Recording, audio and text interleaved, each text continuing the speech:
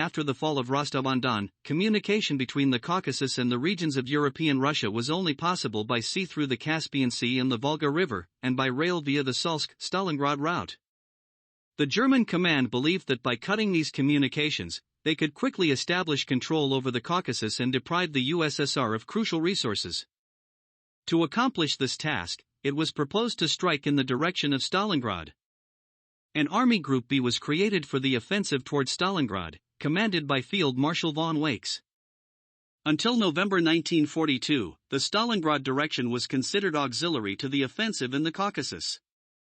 According to some historians, the division of strategic directions in the context of limited military forces was a mistake and led to the dispersion of German troops, ultimately resulting in the failure of both the Stalingrad and Caucasus offensive plans.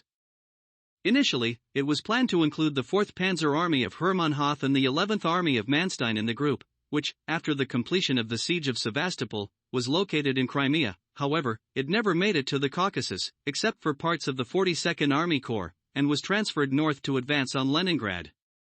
The 4th Panzer Army left one tank corps as part of Army Group A. It was transferred to Stalingrad. The 3rd Romanian Army was also soon transferred to Stalingrad. Thus, the offensive in the Caucasus was led by the 1st Panzer Army and the 17th Army of the Wehrmacht, as well as the 1st Romanian Army Corps and the Cavalry Corps. Initially, the command of the group was entrusted to Field Marshal List.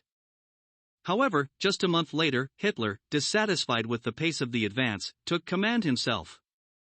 Hitler's leadership, while based in his headquarters in Rassenburg, was only nominal. Current issues were handled by List's former chief of staff, Hans von Grafenberg. By the end of November, it became clear that the main events were unfolding not in the Caucasus, but in Stalingrad, and command of the group was transferred to the commander of the 1st Tank Army, von Kleist. Command of the 1st Tank Army was passed to General Colonel von Mackensen. The aviation support was provided by the 4th Air Fleet of the Luftwaffe.